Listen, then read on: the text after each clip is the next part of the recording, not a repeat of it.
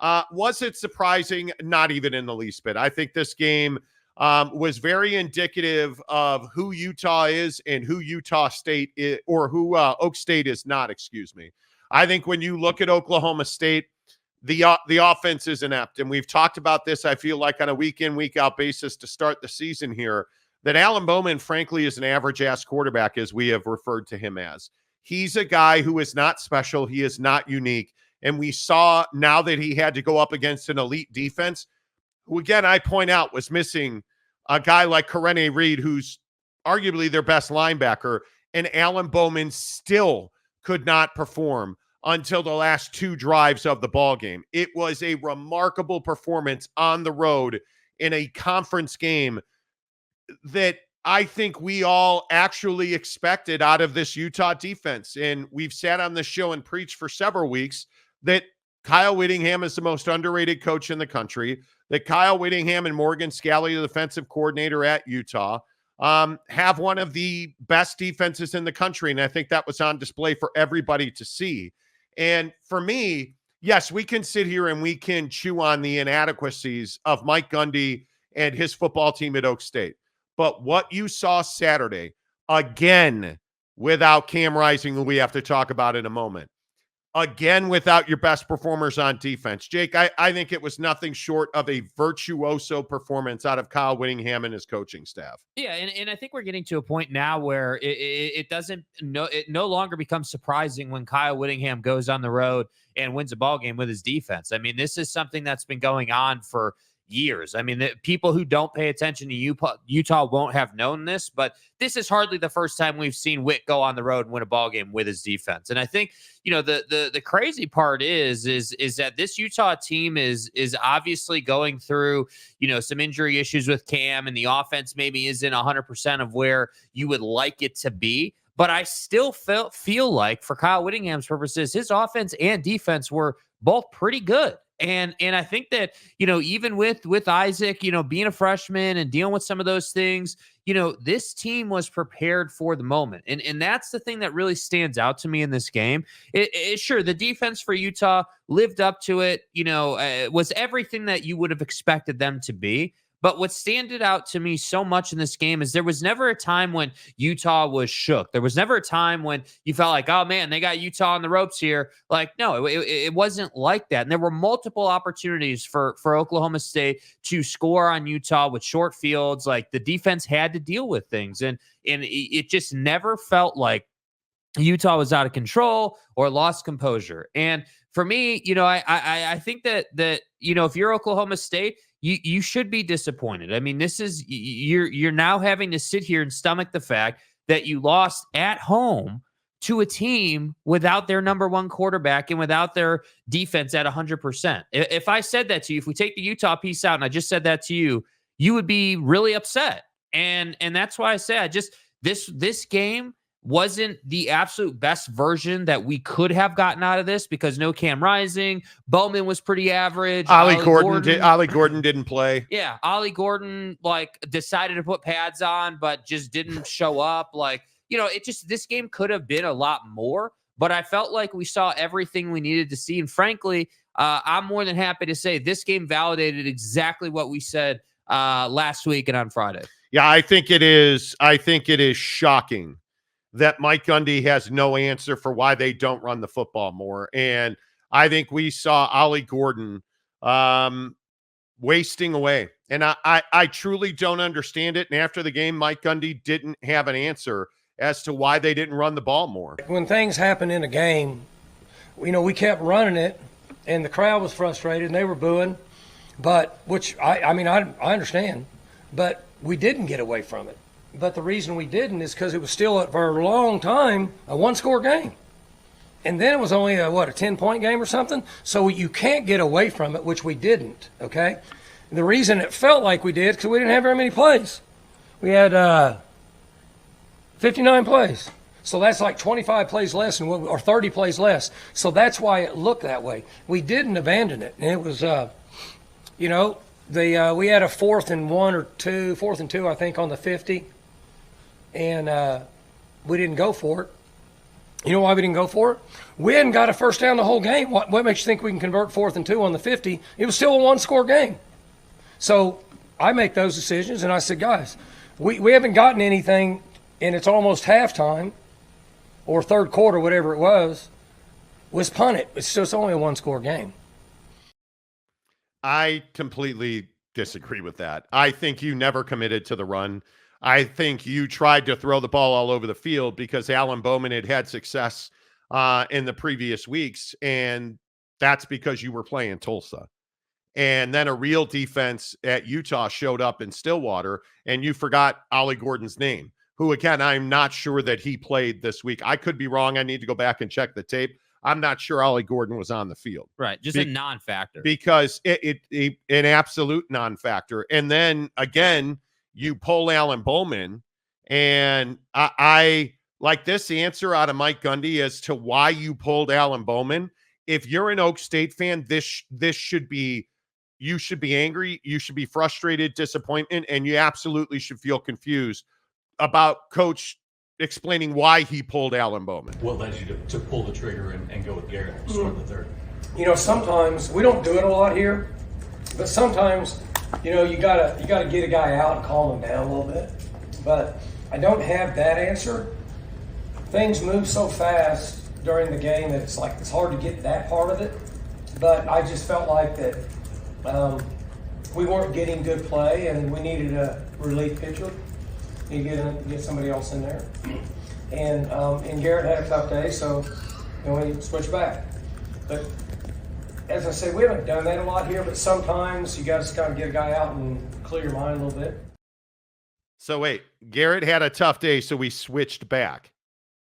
That is a non-answer answer. Alan Bowman is a 7th-year senior. You really need to get him out to calm him down, but you didn't get him out to calm him down. You only put him back in because Garrett Rangel had a tough day. It somehow got worse after you took Bowman out. I'm amazed at the lack of accountability for Mike Gundy in Stillwater. I'm amazed by it, and I think the coup de grace of Mike Gundy's post-game comments is absolutely disrespecting Utah and the talent that's on that roster. I think that they're pretty good on defense.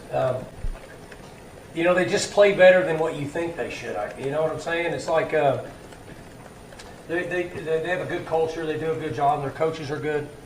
And, you know, sometimes y'all been to our games when we played, like, teams that are really, like, talented. Like you watch them, you're like, wow, those guys are freaking. And then, so the way they play is first time we played them. The way they play, they don't take your breath away. They just play really good. I mean, and that's what they did. I mean, that is. But how do you? So that's ridiculous. My problem with that is like, okay, you and Witt have been doing this for decades together, right? I mean, you're basically on the same trajectory. Records, you know, are somewhat similar. Same amount of games coached. Like, you know who this team is. Like, if I said to Mike Gundy, hey, when you hear Utah football, like, what do you think? Well, I think defensive first, probably a power running game. And on the good years, they've got a quarterback that can throw it around the field. Like, it's not that hard to understand it. And look, it's cute during the week when you want to fix the Pepsi cooler and, you know, you want to joke around with the media, like all those antics, like that's all fun and games and everything. And that's cool. But then when you get to the post game and you haven't won the ball game, you need to say, hey, they ran it down our throats repeatedly.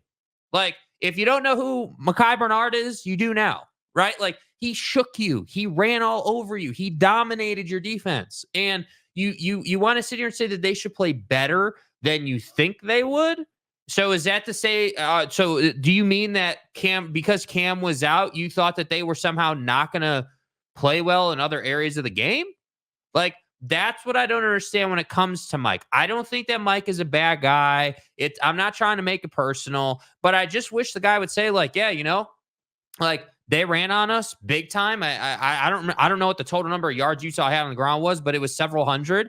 And when we give up that much run, we're not going to be in a good spot to win the ball game. And that's exactly what happened. I think it is time for change at Stillwater. And I've been talking about this since last year.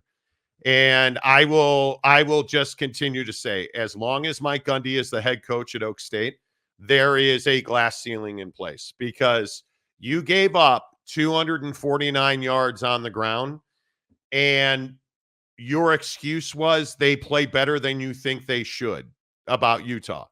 It's embarrassing. And it's not championship caliber football. And now you got to go to Manhattan, Kansas this week, and you got to find a way to figure out how to beat K-State, who's reeling from a loss at BYU. Yet there's no accountability. The coach doesn't take accountability for just terrible offense. I mean, the offensive game plan, if there is one, and I'm not convinced there was one, if there is an offensive game plan in Stillwater, I have no idea what you were looking at, and I have no idea if you have ever seen Utah play football, because I have no idea what you were doing. You should have run the football. You had a guy coming into the season that was a Heisman Trophy candidate, Ollie Gordon, and you chose just not to give him the football, which is remarkable to me. And then when you make a quarterback change, you talk out of both sides of your mouth and you say, well, we just needed to give Alan Bowman a minute to collect himself. You know, the 7th-year senior Alan Bowman. But then you go on to say, well, we had to make another change because Garrett had a tough day. Garrett didn't have a tough day. Your offensive coordinator had a tough day, and you're just not that good of a football team. You're not nearly on par with Utah, which we've been talking about since last year when Utah accepted a bid to join the Big 12. And now when they came to your house and smacked you in the mouth, you don't talk about yourselves. You don't talk about the poor coaching job that was done. You don't talk about the ill-prepared players who got absolutely crushed by Utah. You talk about how Utah players just don't look like they should be that good. So then what you are saying is you didn't believe that they were as good as they were, and you didn't prepare as well as you should have. Mike Gundy, not only is he an embarrassment for advocating for and then supporting Ollie Gordon getting a DUI and then going on a dais saying he's done that thousands of times, he's just not that good of a football coach anymore. And until the people in Stillwater, Oklahoma understand that, this is who Oklahoma State is, and this is who they're going to be. And I don't know how you fix that. Yeah, and I think that, the reaction after the game on Twitter was, oh, like, man, great. Like Oklahoma State fan was like, hey, like Utah is really good. Like they beat us. Like, like I didn't even feel like Utah or Oklahoma State fan was like trying to sugarcoat it. I felt like, you guys were being pretty honest about it. And frankly, I was kind of expecting that same sentiment out of Gundy. I honestly thought we were going to get a press conference from Gundy that was, way less like joking and much more just like, yeah, they kicked our ass. Yeah, we did not show up today. Yeah. I'm disappointed in the effort of my players. Yeah, right. Really surprised. Like I thought when he got into that presser, he was going to say, I'm disappointed in the way that our guys performed. This is one of the biggest games on our schedule, and we just simply didn't get the job done. That's a really good football team on the other side there, and we just weren't prepared to play. That's on me. That's on our coaches. Yeah. I thought that's where he would go. And if that was what had taken place, I would have said, you know what? Totally respect you, Mike. You know what? You're being accountable. You're owning it. Like I don't love the fact that you just got your ass beat at home. And I'm sure in the comment section, Oklahoma State's fans saying, well, we only lost by 3 points or whatever it wound up being. Yeah, that might be true. And Oklahoma State fan was DMing me saying, oh, hey, we're coming back. Dude, you were only coming back late in that game because they were playing way off. They were letting you throw the ball down the field. Throwing the ball in run situations, let's be honest. The last touchdown you got should never have happened. But, hey, it is what it is. My point is, this is who Oak State football is now, and there's no way to get away from it. I don't want to hear any more about Alan Bowman's a better quarterback or on the same level as Cam Rising. Cam Rising didn't play in this game, and Utah still beat you down.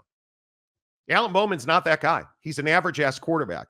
Garrett Rangel's not that guy. He's not prepared to be a quarterback. Now, on the other side of that, look at what you got out of Utah. Mekhi Bernard, who is, I don't think, clearly their best running back at Utah. I think Mekhi Bernard had an awesome day. And the bottom line is you showed up in Stillwater without your number one quarterback in Cam Rising, You have a true freshman playing quarterback through 2 picks, had several big runs, had several big throws, the touchdown to Keithy that sealed it. You had a quarterback that's a true freshman with every excuse to fold on the road, who didn't fold, he stood up. You had a running back in Mekhi Bernard who stood up. You had a defensive front who stood up and absolutely dominated the Oak State offense. I thought this was, I don't think that Utah had a coming out party in Stillwater, because we've been talking about this for years. Yeah. This was truly the day where you figured out Utah's the best team in the Big 12. And for how long on this show have we been talking about the fact the Big 12 doesn't have a flagship brand or a behemoth of a football program? Mm-hmm. And they do now, and it's the Utah Utes. And by the way, examples of Kyle Whittingham and that offensive group, being really prepared for what they thought they'd be going up against was the Brant Keithy red zone, jumbo package to run it into the end zone. Like, when I saw that, I immediately felt like, you know what? Like, you understood that, hey, like, in my opinion, this isn't factual. My opinion is that they knew the whole time Cam Rising wasn't going to play. That's my opinion. I think they positioned it as, hey, he's a game time decision, right? Like, if you guys were following Twitter, you saw the reporting that came out like, hey, Cam's warming up with a glove on. He's going to try. And then it didn't work out. And Isaac was like, okay, so that tells me you were pretty much ready for the fact that Cam wasn't going to start. You had all this stuff prepared and ready to go. And I think it's why Bernard had such a big day. I mean, clearly Bernard embraced the moment and knew that he had to have a signature performance. And that's exactly what happened. Well, I also think we need to talk about Cam Rising. We do.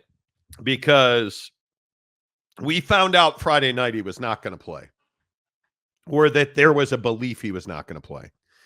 And I think I texted Jake somewhere around 8:00 or whatever. Yeah. And we were talking about the fact that he just was not, Cam Rising has swelling in that hand that does not allow him to grip the football. And at some point, he's got to get on the field for 6, 8, 10 weeks in a row. The problem is that opportunity is now fading quickly. And let's make something very clear. If Cam Rising is able to play quarterback, he's the starting quarterback at Utah. A lot of Utah fans over the weekend in my Twitter X mentions talking about how this is Isaac Wilson's team now. No, it's not. This is Cam Rising's team. But at some point, Cam Rising's got to show his teammates he can get on the field for 8, 10 weeks in a row, lead them through the season, take them to the Big 12 championship game and into the college football playoff. Right. And he's not been able to do that for 3 calendar years now. And you're on your last hurrah here.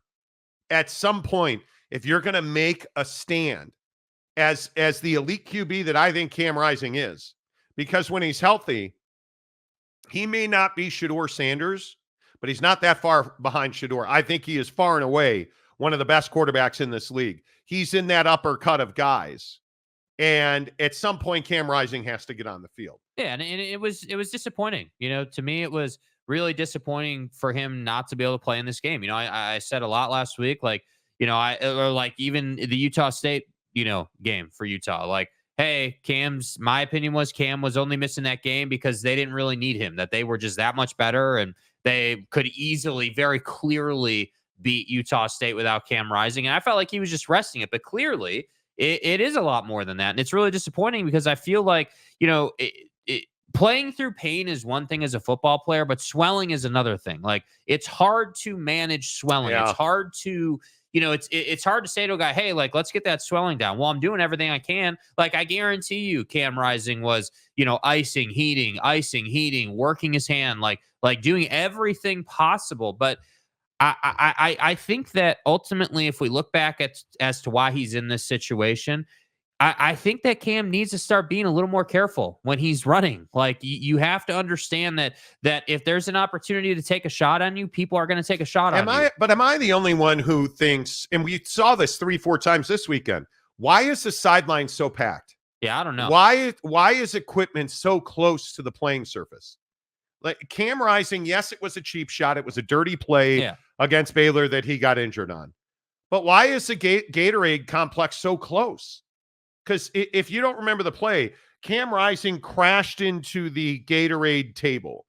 And it's a table with Gatorade on top of it and multiple coolers below it. And he gashed his hand on that Gatorade complex. Somewhere in there, yeah. That's less than 5 yards off the playing surface. And so I don't understand that. But the bottom line is Cam Rising now is a major issue for Utah football because it's all anybody's waiting for. Is he going to play against Arizona? Finally back at Rice-Eccles. Is Cam Rising going to play against Arizona? I don't know. And frankly, I just don't think it's an issue anymore. If Cam Rising can't play, Isaac Wilson is ready. He went to Stillwater, which is still a great home field advantage. He went to Stillwater, and he performed more than capably. I could make the argument, those 3 plays, the 2 big runs, that play where he ran over a linebacker, the play where he had that big run down the sideline, and then the throw to Brant Keithy, those are the 3 biggest plays of that game. Yeah.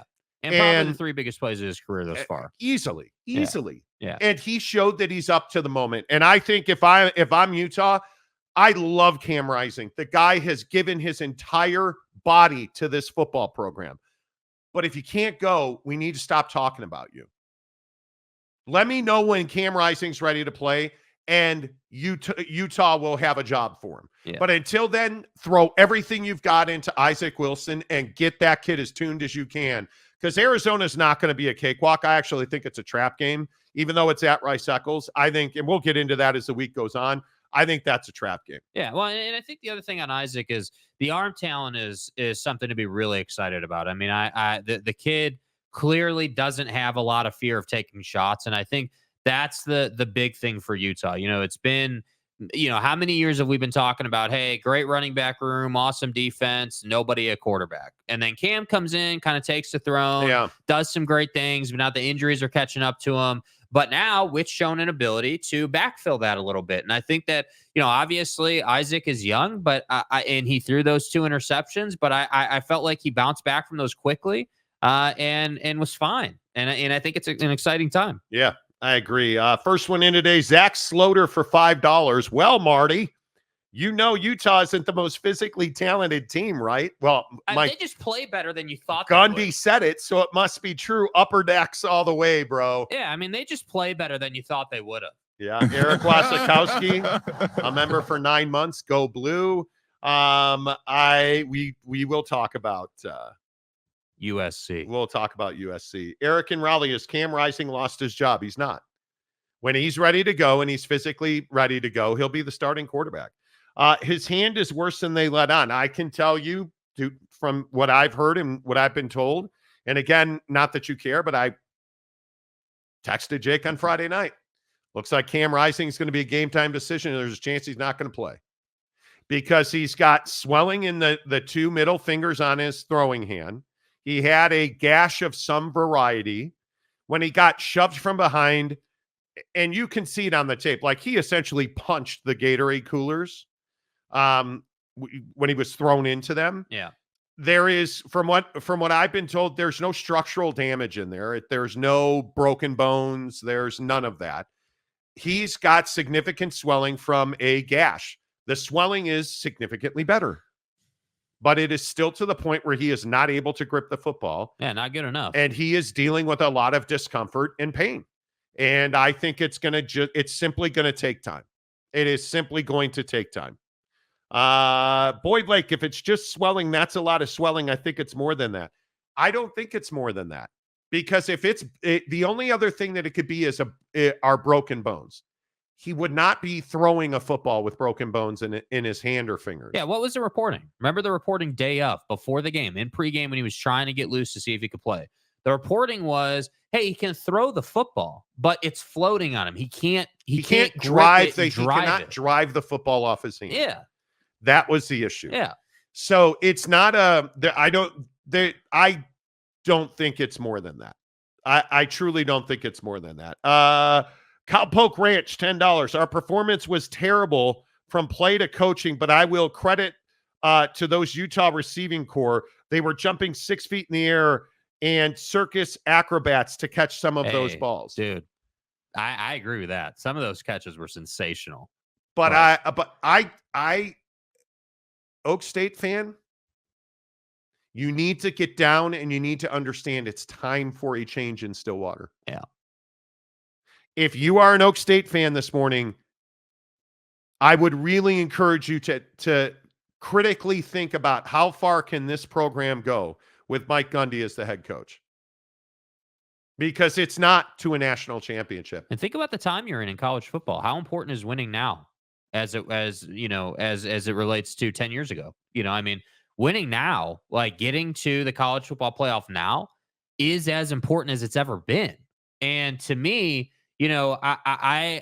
I just feel like there's the level, like the culture or like the level of accountability inside the program itself. I'm not even talking about the media or anybody else externally. In the program itself, it's very clear that there's not like this higher level of like, hey, this isn't good enough. Like we're at home. Utah doesn't have their starting quarterback and they're missing their best linebacker and we can't beat them. And for all the Oklahoma State fans today saying, well, we were only down by 3 at the half and we only lost by 3. You didn't kick our ass. Well, I got news for you. You were down by 17 at one point, I think it was. I don't believe that Oklahoma State was ever in position to win that game. Yeah. It only got close at the end because of terrible clock management out of a freshman quarterback. Yeah. Other than that, you were not in that game. And I think that once you turned around and hand the ball off, and Mekhi Bernard gets that backbreaking first down, that game was over the minute Brant Keithy walked into the end zone. Yeah. That game was over. As plain and simply as I can put it. D's nuts for $10.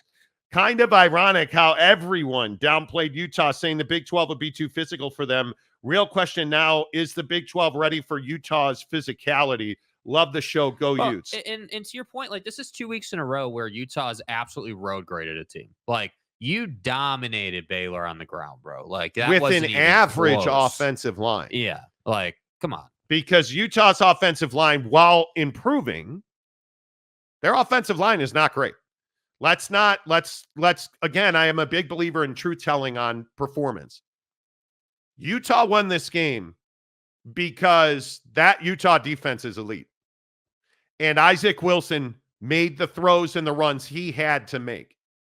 But that Utah offensive line has got to improve and continue to improve. I do think in the running concepts, they're pretty good. Like they're in the spot they should be. They're doing what they're supposed to be doing. It's really pass pro where they struggle a lot. And that's partially why I think Isaac had the opportunity to create those runs, because both of those runs came from obvious passing situations. Receivers are down the field. Offensive line can't hold the pressure. So he just takes off and, he's fast enough, which I feel like people didn't realize about this kid somehow, but he's fast enough to outrun you. And, he showed that. So I think, Utah's offensive line is not great across the board in the different categories where you would kind of talk about an offensive line. But I do think there's a lot of confidence in that run game right now. Who's the best team in the Big 12? Oh, it's Utah. Not even close. And we haven't even gotten to K-State yet. I think that's true.